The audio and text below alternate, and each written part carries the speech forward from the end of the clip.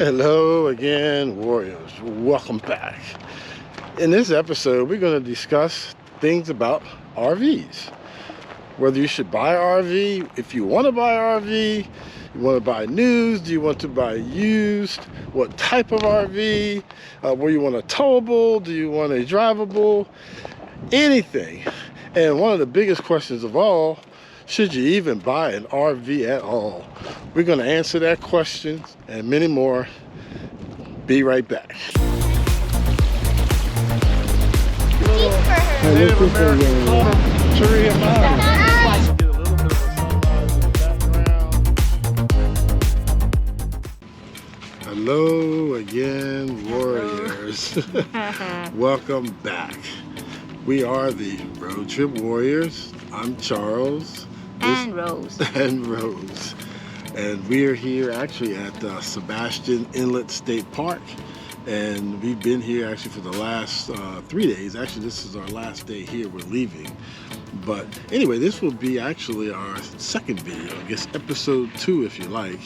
And so that's right. In addition to us, the Road Trip Warriors are also our 2 girls. And then we also have a cat that we travel with. They may make a cameo appearance in this, who knows. But as you can see with the beautiful backdrop, it looks very nice here. And we've enjoyed our stay. The only downside is that there's a lot of these biting gnats that they call no-see-ums. And those things can be a bit annoying, and we do apologize for the road noise. We got a access roadway behind us leading to the marina. So anyway, you have anything else to say, Mama, as far as the introduction goes? Just do you? Anyway, our topic today that we wanted to go, we want to basically, with this episode, just start, because the first video was a channel trailer. And this one, we want to go through our process of actually buying an RV and also the RV buying process. So that's what this video is all about. So there are a number of things that you have to consider. Number one, if you do make the decision to buy an RV, the first thing you have to determine is, do you want to buy new or do you want to buy used? And there are certainly pluses and minuses to each one. Because when we were looking, we looked at new RVs, and one thing with the new RV is that, of course, it's going to cost more. And secondly, it supposedly should be in excellent condition, but if you know anything about RVs, particularly new or used, they're all going to have some issues. And some of the manufacturing over the years, particularly since COVID, has not been that great. So that's one of the aspects of buying new. When you buy used, then of course you've got other issues that may come up with the purchase of an RV. So do you prefer, or when we were going through our buying process, I guess the new ones look pretty good, but of course they cost a lot more. So I prefer buying the second-hand RV. It's not second-hand, but yeah, used. Yeah, they used RV. One is previously used. Yeah. Because one thing is less expensive. Yeah, and it's not either new or old if you know how to do mechanic. Yes. Yeah, and again, sorry for the road noise. Just had someone towing a boat to the marina behind us. But yes, as Rose was saying, if you do have an RV, whether it's new or used, you have to know how to work on them. Yeah. Because if you don't know anything, or if you don't know how to work on it, you're essentially going to have to pay somebody to work on it, and that can get extremely expensive. So you've got to learn a lot of things when you get your own RV. You got to become a handy person. The second thing that you should consider, whether or not you do want to buy an RV, is do you want to buy a towable, which means that you have a tow vehicle, whether it's a pickup truck, an SUV, in our case a minivan, to tow your RV, or do you want a drivable one where everything is all contained. You've got a chassis with a drivetrain and all that stuff, so that you can basically your whole unit is self-contained.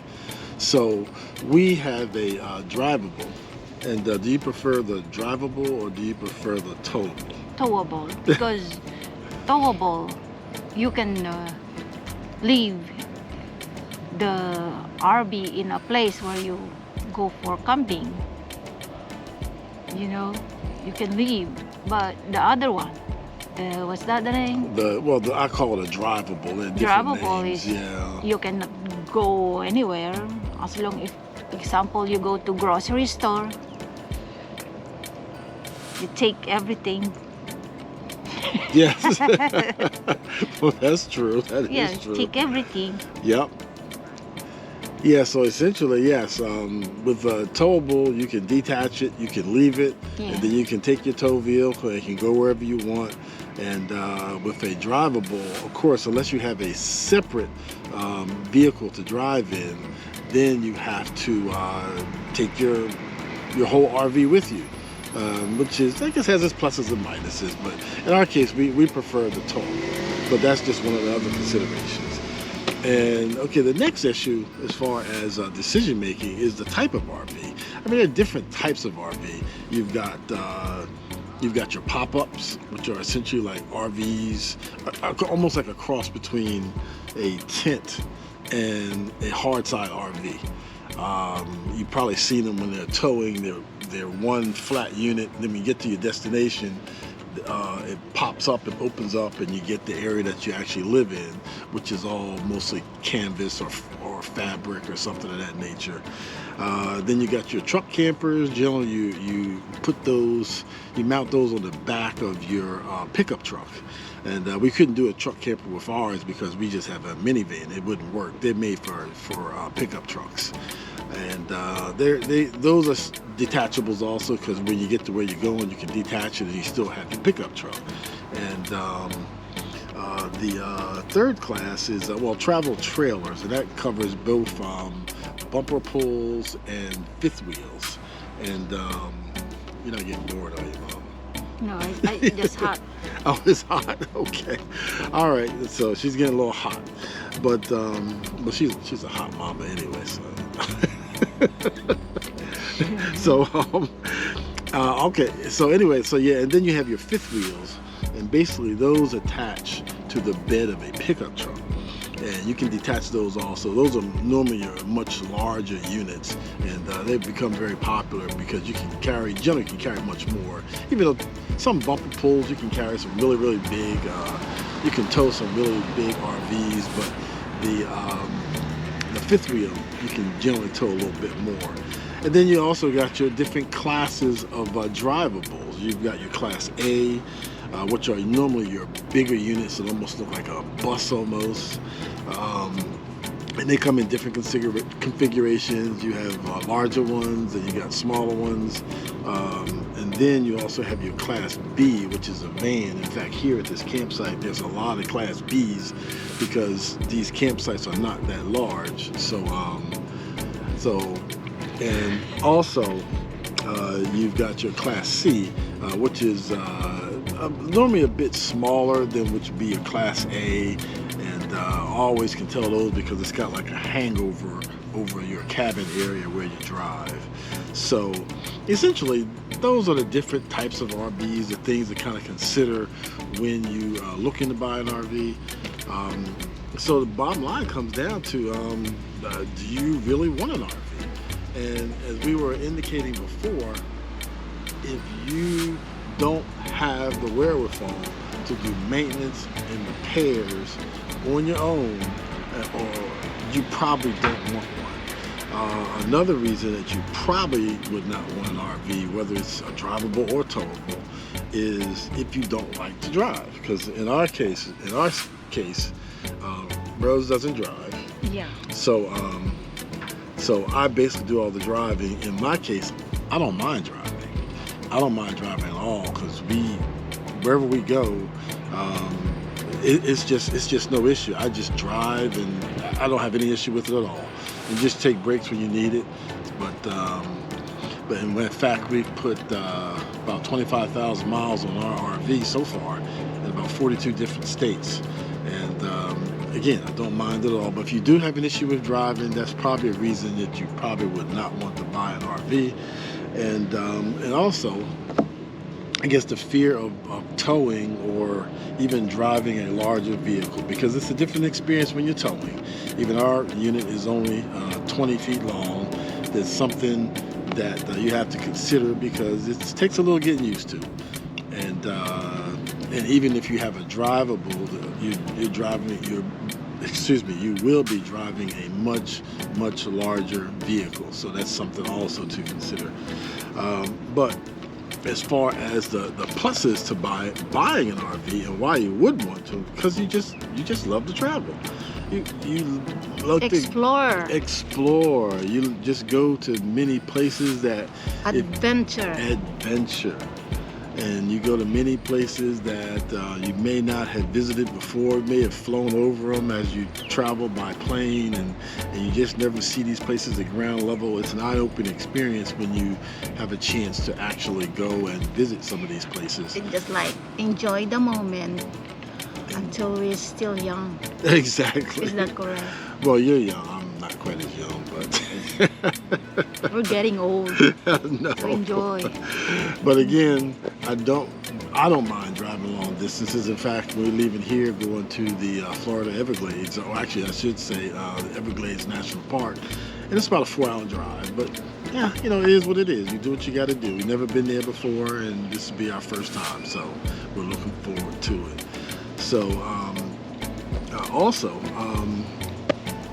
it gives you a chances, again, as Rosa mentioned, chances to explore places that you may have never seen before, and that's one of the attractions of doing it.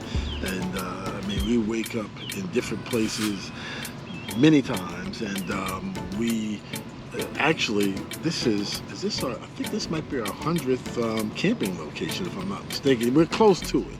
I think it's either 99 or 100. I think the Everglades may be our 100th camping location in the 2 years that we've actually owned the RV. And essentially, when you have an RV, you have your entire housing unit with you, and so you're able to. You've got your kitchen, you got your bed, you've got your restroom facilities. Everything is there with you, so you don't have to go Complete. to a hotel. Just like a small house. Yes, a small house. So that's one of the advantages of having it, and that's basically it. So it really just comes down to whether or not the pluses outweigh the minuses in your particular situation. In ours, the pluses far outweigh the minuses. And even with all the things we've gone through, even with our first blowout that we had, that was a nerve-wracking experience. But it's something that you deal with and you just learn to accept, and you adapt and move on. So anyway, I won't make this any longer than it has to be. But we just wanted to cover the basics of shopping for an RV, buying an RV, whether an RV is for you. Because there are a number of folks who find out after they get it that it's not for them, and they sell them. There's a lot of used RVs on the market. In fact, the one that we bought was 4 years old when we got it, and it looked like it hadn't hardly been used. Somebody probably got it, used it a couple times, and decided, well, we're not using it, might as well sell it. And If you know how to take care, there's, either new or old, if you know how to take care of it, clean every time. So there's no big deal with it. Oh, yeah. So just as long as you maintain it, do what needs to be done, you do the servicing when it's necessary. I mean, you should be just fine. As for me, RV is better than tent because we experienced tent before. Yes. But when we went to Grand Canyon. Yes. That's not safe. Well, yeah, she was afraid of the coyotes in the Grand Canyon when we were sleeping in the tent. I thought they were kind of cool, but They were far away, so I don't think that they were much of a risk. But being in a tent, of course, you don't have the hard side that you would have on an RV. So, but while we were tent camping, we went to, I think we tent camped at 3 different places. We stopped at a KOA in New Orleans, then we stopped at another KOA in the San Antonio area, and then we also tent camped in the Grand Canyon. And after that, they basically, the lure and the attraction of tent camping kind of wore off. And so we became Ramada Rangers at that point, and so we just basically just basically went to hotels. But it is what it is. And so eventually that's when we made the decision to start looking at RVs, and basically did a crash course in RVs, and basically that's what this is about, just kind of give you an idea of what's going on. So with that, I guess that's about it. Anything else you want to add? Buying RV, you don't need big or small, as long the two. If you are only two of you, it's good. Small RV. Yes. Yeah, so big or small, because I mean, then again, we don't really have a choice with ours. Our tow capacity is only 3,500 pounds, so we can't tow a lot anyway. And our dry weight, which is the empty weight of our RV, in other words, towing an RV without adding any other things to it, any other things that you want to take along with you, is 3,100, and our tow capacity is 3,500. So we're right at our limit. So we can't really tow anything big anyway, unless we get a bigger tow vehicle, which I don't really have plans to do. This works out fine. As I mentioned earlier, we've gone about 25,000 miles into 42 different states, through the Rockies and everywhere, and we did it with a Sienna minivan, and we'll go somewhat into towing also. Okay. But I guess with that, we'll just wrap it up. I can tell Rose is probably getting a little warm over here, so so we'll go ahead and wrap this up. And again, we want to thank you all for coming along with us on this journey. Please don't forget to subscribe, and subscription is cost-free. Sometimes you may hear subscribe when it comes to YouTube. It doesn't cost you anything to subscribe, and when you do subscribe, just hit all notifications, so anytime that we do put out a video, you'll be able to know when we put out a video. I'm sure you want to say something. So I will, announce, or just to all my Filipino people, to all my Filipino buddies, please and subscribe our channel. Oh yes, and please like the videos. Of course, if you like them, I hope you like them, and also please leave a comment, because we're a very small channel. In fact, as the date of this recording, we only have less than 150 subscribers. So I mean, which is pretty good for one video, I guess. So we're just sharing our adventure. Yes, just sharing our adventure. Sharing our adventure in YouTube. Yeah. And we just decided that we always travel and we always document. So it's like, well, hey, why not just publicize it? And so that's why we started this little channel. So anyway, with that, thanks again. We hope to see you in the future. We hope to see you sometime on the road. And we are the Road Trip Warriors. See you on the next one. Hey, Warriors. One very important thing that I forgot to mention is, if you have made the decision to purchase, is the need to get an independent inspection. If buying from a dealer, don't rely on their PDI, which should represent pre-delivery inspection, but in many cases means probably didn't inspect. Get your independent inspection. With that, thank you for coming on this journey with us as we head south on Florida Highway A1A, heading to the Everglades. Our next video will reveal what RV we did buy. Take care, safe travels, and we hope to see you on the road.